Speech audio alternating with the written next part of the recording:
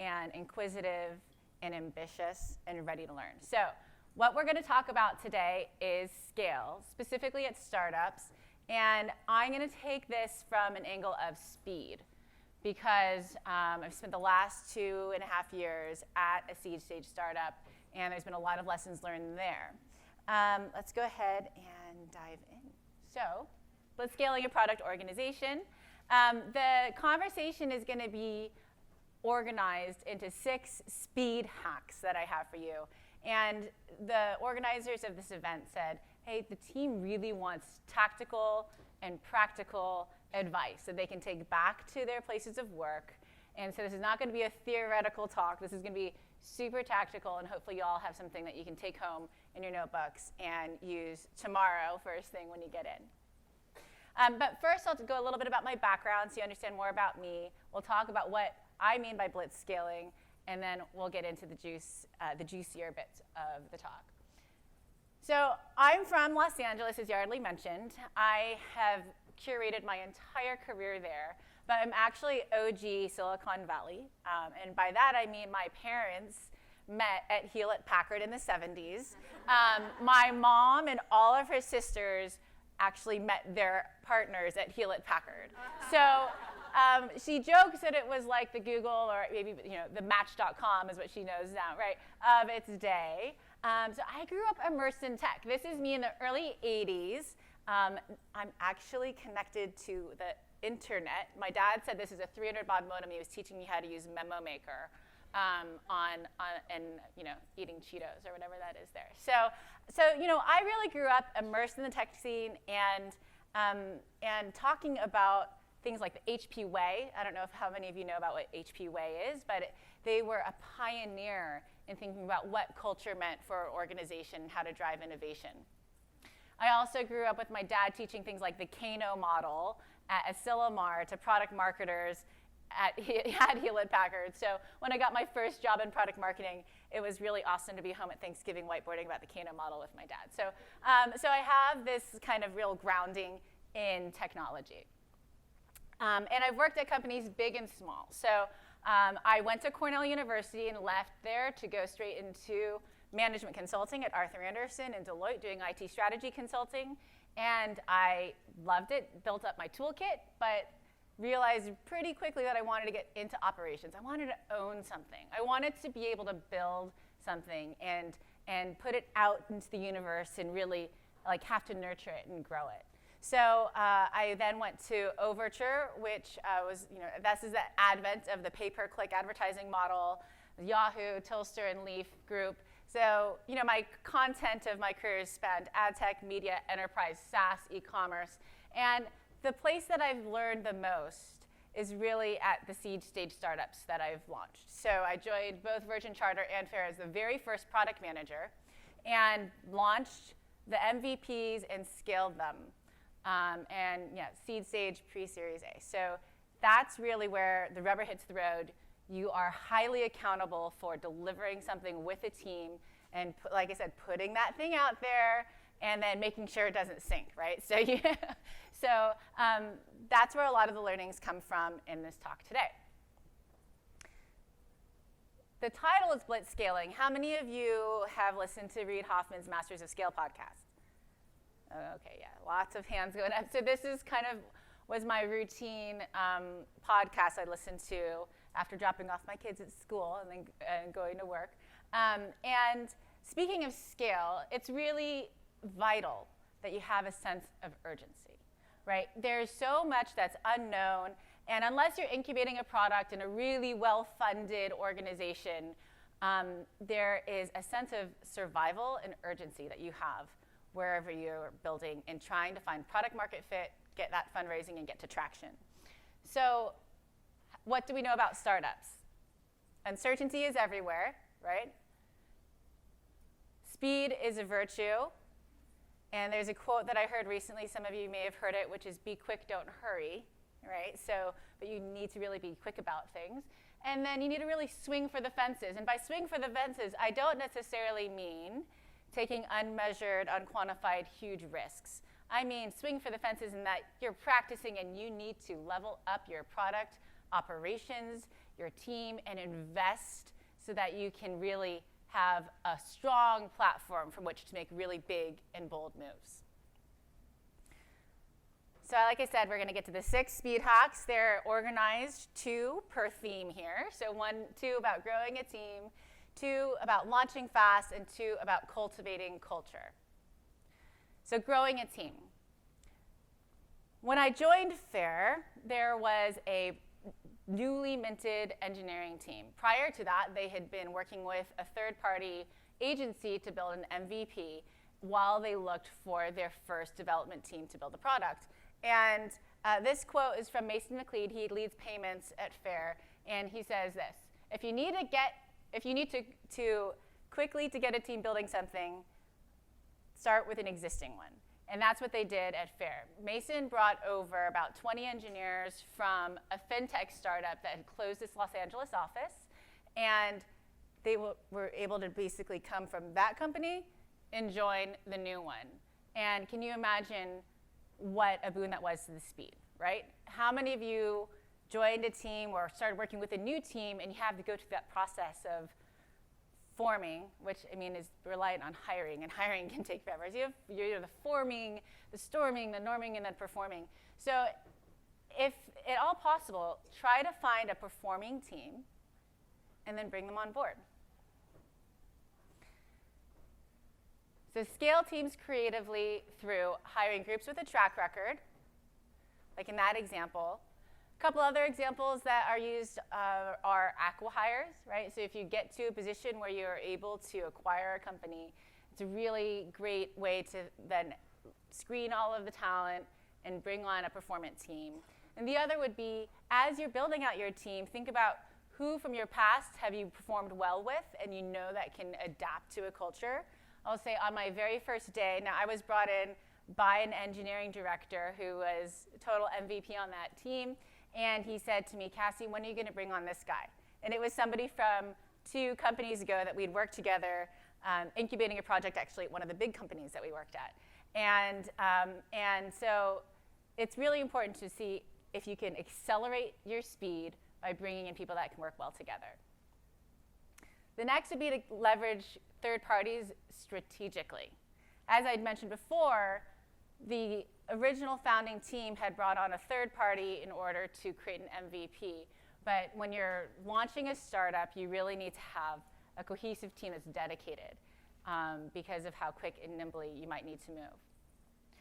But sometimes you need to have a third party in order to take advantage and get to the next big opportunity that presents itself. So an example from our history here is that we had launched in Los Angeles our iOS pilot, and the idea was to just get this out into the wild and see how it worked with our customers and with our dealerships and the whole transactional ecosystem.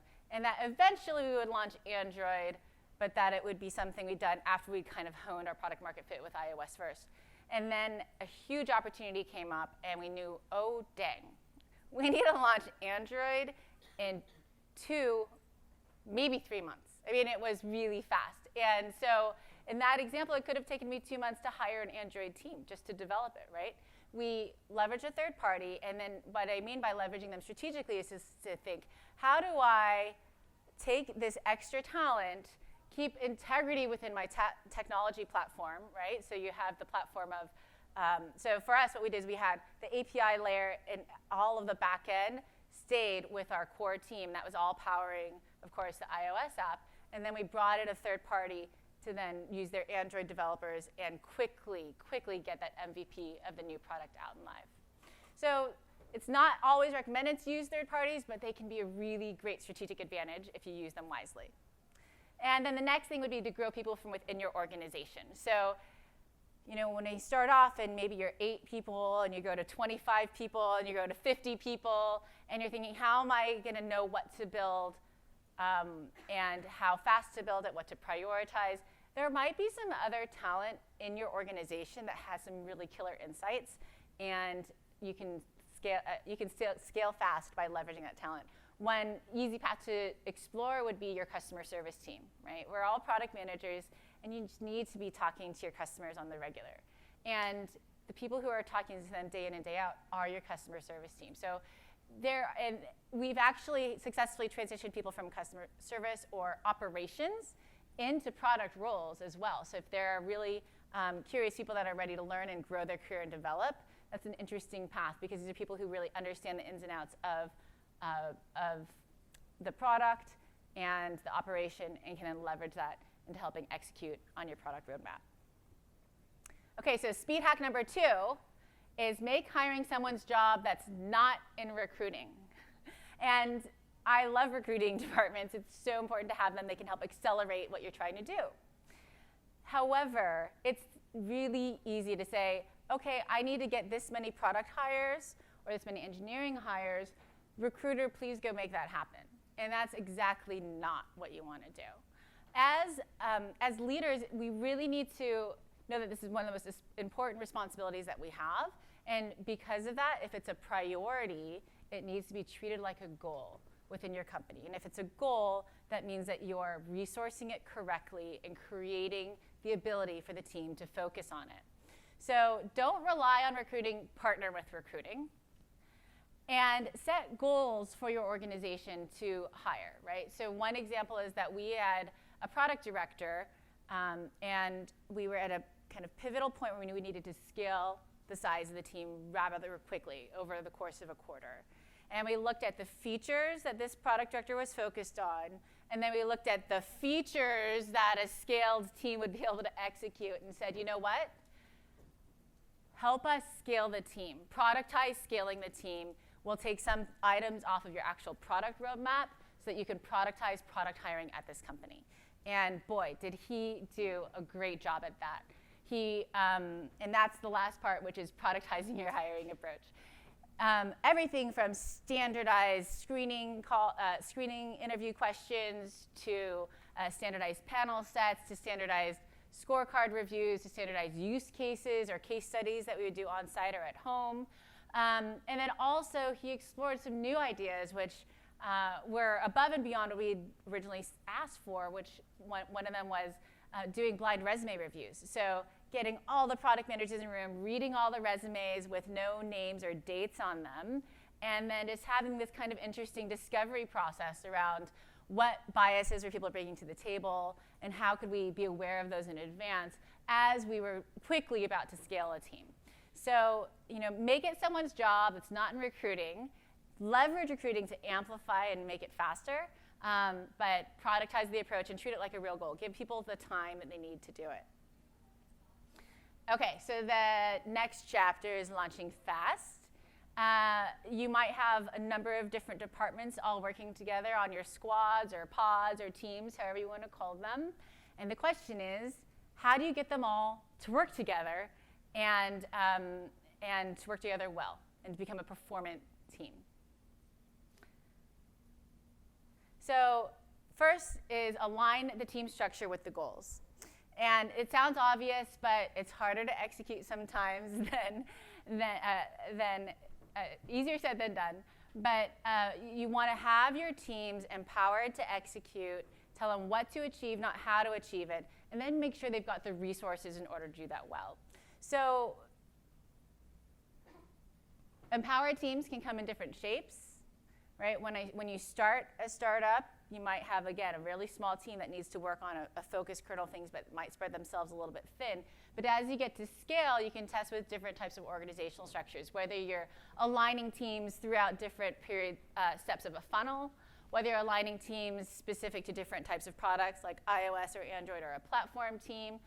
So you need to really experiment that and be thoughtful about how you're organizing your team. And then don't build the team structure without having all the hires in place. I think there was one moment where we got a little bit ahead of ourselves and we said, okay, this is exactly the ideal structure.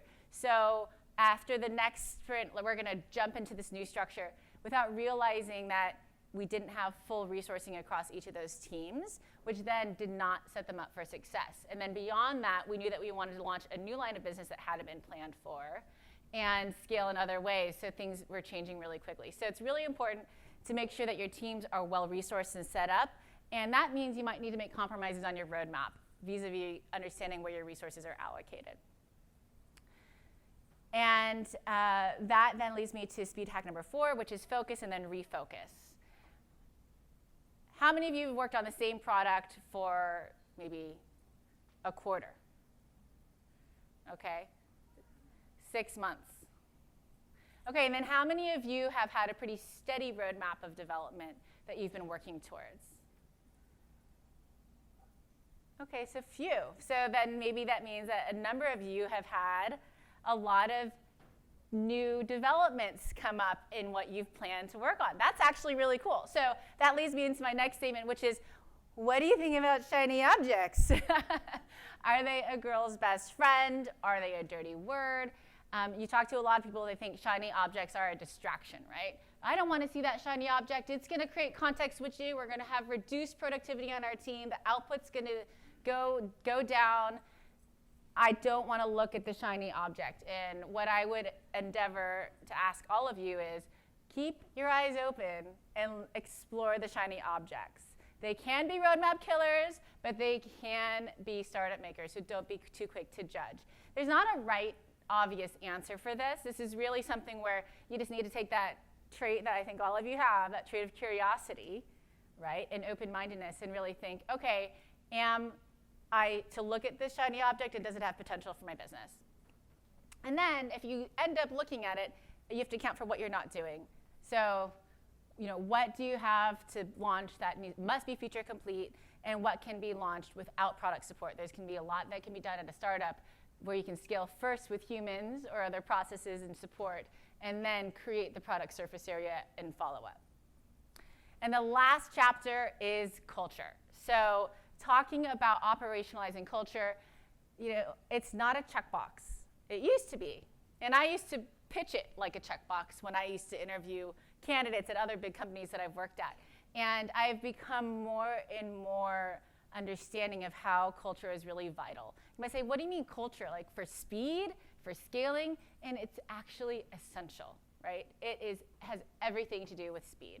So how do you operationalize culture? Develop a common language and integrate that language into your day-to-day. At FAIR, we had a book that a number of people on the leadership team had read called The 15 Commitments of Conscious Leadership. And it had this concept of a line. And you're either above the line or below the line. And if you're above the line, you're open-minded, curious, and dedicated to learning. If you're below the line, you're closed-minded, defensive, and dedicated to being right. Or you're just really afraid of being wrong. And what was really great about having this book and having had a number of people read it is that you'd be able to walk into conversations and say things like, hey, I really want to have an above-the-line conversation. This is a really tense moment we're having here because we are coming at this from different angles. But we need to come out of this with a collaborative outcome.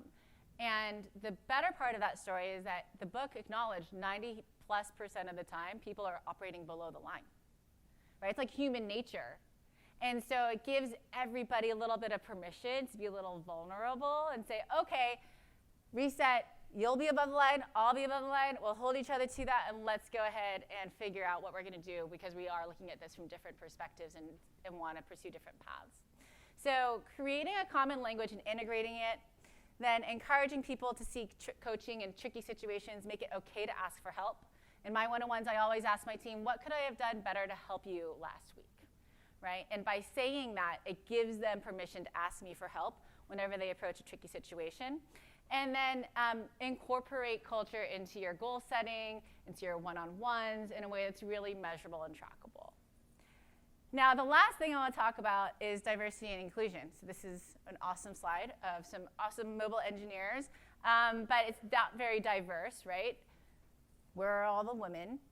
I was doing a talk on diversity and inclusion last month and took pictures of different teams.